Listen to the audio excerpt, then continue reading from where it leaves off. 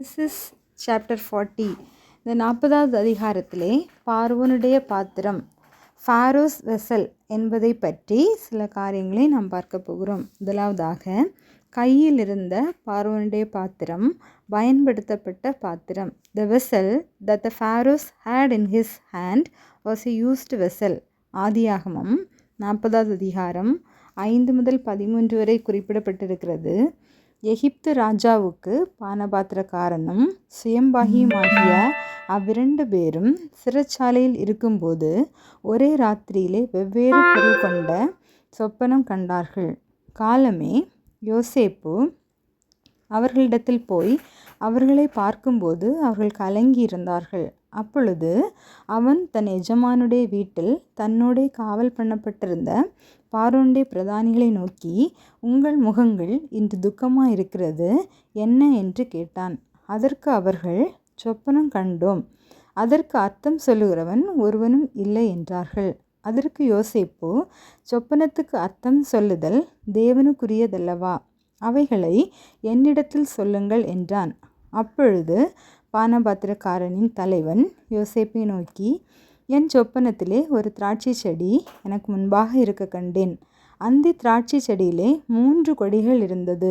அது துளிர்க்கிறதா இருந்தது. அதில் பூக்கள் மலர்ந்திருந்தது. அதன் குலைகள் பழுத்த பழங்களாக இருந்தது. பார்வோனுடைய பாத்திரம் என் கையிலே இருந்தது. நான் அந்த பழங்களை பறித்து அவைகளை பார்வோனுடைய பாத்திரத்தில் பிழிந்து அந்த பாத்திரத்தை பார்வோனுடைய கையிலே கொடுத்தேன் என்று தன் சொப்பனத்தை சொன்னான். அதற்கு யோசேப்பு, அந்த 3 கொடிகளும் 3 நாளாம். 3 நாளைக்குள்ளே பார்வோன் உன் தலையை உயர்த்தி உன்னை மறுபடியும் உன் நிலையிலே நிறுத்துவார். முன்னே அவனுக்கு பானம் கொடுத்து வந்த வழக்கத்தின்படி பார்வோனுடைய பாத்திரத்தை அவர் கையிலே கொடுப்பாய். இங்கே பானபாத்திரக்காரனுடைய கையில் இருந்த பாத்திரம் எகிப்தின் ராஜாவாகிய பார்வோனுடைய பாத்திரம். இது அரசர்கள் வாழ்கின்ற அரண்மனையின் உயர்ந்த இடத்தில் வைக்கப்பட்டிருந்த பாத்திரம். இந்த பாத்திரம் பானபாத்திரக்காரன் கையில் ஒப்படைக்கப்பட்டிருந்தது. எதற்காக? எப்போதெல்லாம் பார்வோன் பானம் பண்ண வருகிறாரோ அப்போது இந்த பானபாத்திரக்காரன் இந்த பாத்திரத்தை எடுத்து பார்வோனுடைய கையிலே கொடுக்க வேண்டும். இந்த பாத்திரம் பார்வோனுக்கு பயன்பட்டதான பாத்திரம். இந்த பாத்திரத்தை மனிதர்களாகி நமக்கு ஒப்புமைப்படுத்தலாம். கர்த்தர் மனிதர்களாகி நம்மை அவருடைய சாயலாக படைத்து அவருடைய ஜீவ சுவாசத்தை நமக்கு தந்து அவருடைய இரத்தத்தாலே நமக்கு இரட்சிப்பாகி மீட்பை அருளி செய்து அரண்மனையிலே வைக்கப்பட்டிருந்த பாத்திரத்தை போல நம்மையும் அவருடைய உள்ளங்கையிலே வரைந்து வைத்திருக்கிறார். நாமும் அவருக்கு பயனுள்ள பாத்திரமாக பயன்பட வேண்டும் என்பதற்காக.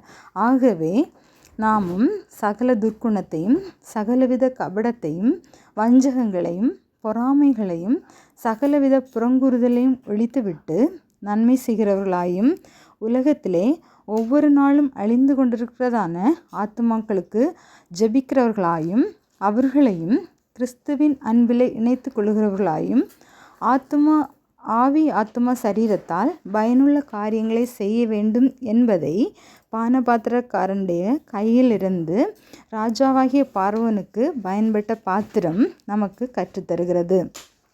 இரண்டாவதாக, பழத்தின் ரசம் பிழிந்து விடப்பட்டதான பாத்திரம். A vessel which the juice of the fruit has been squeezed.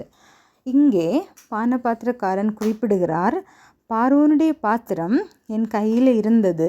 அந்த பழங்களை பறித்து அவைகளை பார்வோனுடைய பாத்திரத்தில் பிழிந்து என்று. இதில் திராட்சை பழங்களின் பழ ரசம் பிழிந்து விடப்படுகிறது. இந்த பாத்திரம் அனைவரும் விரும்புகிற ருசியுள்ள பழ ரசத்தை கொண்டதாயிருந்தது. நாமும் கூட இந்த பாத்திரத்தில் காணப்பட்ட ருசியுள்ள பழரசத்தை போல மாற வேண்டும். அனைவரும் விரும்புகிறதான குணநலன்கள் நம்மிலே காணப்பட வேண்டும். இன்று நாம் எந்த குணத்திலே குறைவுபட்டிருக்கிறோம்? எந்த குணம் நம்மை ருசி குறைந்ததாக மாற்றியுள்ளது? ஆராய்ந்து பார்த்து புழியப்பட்ட ரசம் பாத்திரத்திலே வைக்கப்பட்டு பார்வோனுடைய கையிலே பரிமாறப்பட்டதைப் போல நம்மையும் ருசியுள்ள பதார்த்தமாக மாற்றி கர்த்தருடைய கரத்தில் ஒப்பு கொடுத்து மற்றவர்களுக்கு பயன்பட்டு வாழ்வோம். கர்த்தருடைய நாமம் மகிமைப்படுவதாக. எங்களை அதிகமாய் நேசித்து வழிநடத்துகிற அன்பின் தகப்பனே, இந்த நாளிலும் ஆதியாகமம் 40வது அதிகாரத்திலே பார்வோனுடைய பாத்திரம் என்பதை பற்றி சில காரியங்களை நாங்கள் அறிந்து கொள்ள உதவி செய்தீங்க. நன்றி செலுத்துகிறோம். நாங்களும் நற்குணங்களை எங்களிலே வளர்த்து கொண்டு நன்மையான காரியங்களை பிறருக்கு செய்து ருசியுள்ள பதார்த்தங்களை வெளிப்படுத்தின அந்த பாத்திரத்தை போல அநேகருக்கு பயனுள்ள பாத்திரங்களாக எங்களையும் பயன்படுத்துங்க. உலகத்திலே அழிந்து கொண்டிருக்கிற மக்களுக்காக ஜெபிக்கவும் அவர்களையும் கிறிஸ்துவின் அன்பிலே இணைத்து கொள்ளவும் எங்களுக்கு பலன் தாங்க. இயேசுவின் மூலம் ஜெபிக்கிறோம் நல்ல பிதாவே, ஆமேன்.